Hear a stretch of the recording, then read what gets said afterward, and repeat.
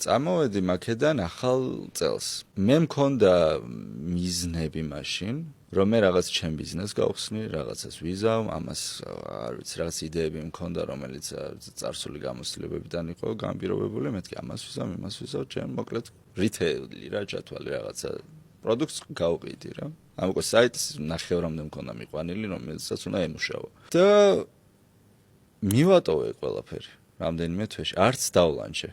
იმიტომ რომ დაუსაკუთარ თავს კითხვა, ანუ რატო ვაკეთებ ამას? ვერ გავეცი პასუხს საერთოდ. ანუ აი 0 პასუხი მქონდა, პასუხი იყო ფული.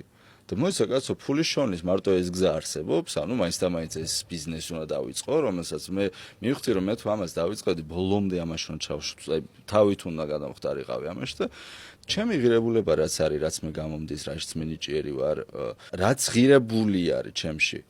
ანუ მე მაგას ესე იგი გადავდებ და მე მოდი მაგ ფულს ვიშოვე. მაშინ ეგეც არ გამოვა ან არა რა.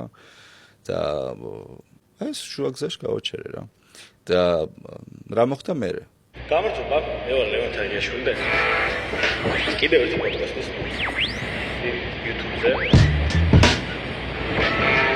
დღეს მოგვიყვანს.